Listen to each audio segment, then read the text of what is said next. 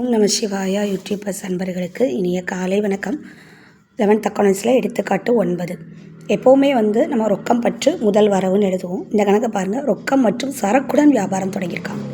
ரொக்கம் 90, சரக்கு 60. அப்போது ரொக்க கணக்கு பற்று, சரக்கிருப்பு கணக்கு பற்று, வள்ளுவரின் முதல் கணக்கு வரவுன்னு போட்டு ரெண்டையும் பற்றிருப்பில் போட்டு 1,50,000 டோட்டலை வரவிருப்பில் போட்டு காட்டணும்.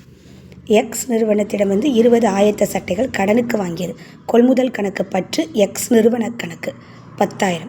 பண வைப்பு இயந்திரம் மூலம் வங்கிக்கு செலுத்தியது பெறுபவர் வங்கி கணக்கு பற்று ரொக்க கணக்கு வரவு. ஒய் நிறுவனத்திடமிருந்து ரொக்கம் செலுத்தி 10 புடவைகள் வாங்கப்பட்டன. இங்கே உனக்கு ஒரு டவுட் வரும். கொள்முதல் கணக்கு பற்று வந்துடும். ஆனால் ரொக்க வரணுமா ஒய் நிறுவனம் வருமானம் பார்த்தா ரொக்கம்தான் வரும். கொள்முதல் கணக்கு பற்று ரொக்க கணக்கு வரவு. ஓகேங்களா? தேசிய மின்னணு நிதி பரிமாற்றம் மூலம் எக்ஸ் நிறுவனத்திற்கு தொகை செலுத்தப்பட்டது. அப்போ பெறுபவர் யார்? எக்ஸ் நிறுவனம். தேசிய மின்னணு நிதி பரிமாற்றம், அப்போ வங்கி கணக்கு வரவு. எக்ஸ் நிறுவன கணக்கு பற்று வங்கி கணக்கு வரவு. ஓகேங்களா? அடுத்து கவனி. எக்ஸ் நிறுவன கணக்கு பற்று வங்கி கணக்கு வரவு 10,000.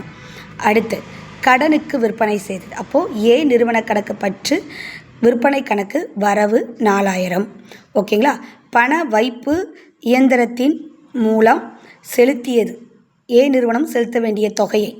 அப்போது பண வைப்பு இயந்திரம் மூலம், அப்போது வங்கி கணக்கு பற்று ஏ நிறுவன கணக்கு வரவு 4,000. ஓகேங்களா? அடுத்து இசட் நிறுவனத்தில் 20 சேலைகள் கொள்முதல் செய்தது. எடுப்பு அட்டைகள் மூலம் பணம் செலுத்தியது. அப்போ இங்கே கொள்முதல் தான் நம்ம பண்ணியிருக்கோம். அப்போ கொள்முதல் கணக்கு பற்று வங்கி கணக்கு வரவு எவ்வளவு? 12,000. ஓகேங்களா? அடுத்து இணைய வங்கி மூலம் பணம் செலுத்தி எழுது பொருட்கள் வாங்கப்பட்டது. எழுது பொருட்கள் என்ன பண்ணியிருக்கோம்? வாங்கியிருக்கோம். எழுது பொருட்கள் வாங்கப்பட்டது. அப்போது எழுது பொருட்கள் கணக்கு பற்று வங்கி கணக்கு வரவு. இங்கேயே கொள்முதல் வரல அப்படின்னா நம்ம துணிக்கடை தான் வச்சுருக்கோம். நம்மளுடைய சரக்கு துணி தான், எழுது பொருள் கிடையாது. அப்போ இங்கே நீங்கள் கொள்முதல் போடக்கூடாது. எழுது பொருள் கணக்கு பற்று வங்கி கணக்கு வரவு 6,000. வங்கி கட்டணம் பிடித்தம் செய்யப்பட்டது. அப்போது வங்கி கட்டண கணக்கு பற்று வங்கி கணக்கு வரவு 200. ஓகேங்களா? இந்த சம் உங்களுக்கு புரிஞ்சிருக்கும்னு நினைக்கிறேன். புரிஞ்சிருந்தால் லைக், ஷேர் அண்ட் சப்ஸ்கிரைப். இதில் ஏதாவது டவுட் இருந்தால் கமெண்ட் பாக்ஸில் கமெண்ட் பண்ணுங்கள் ஸ்டூடெண்ட்ஸ். தேங்க்யூ.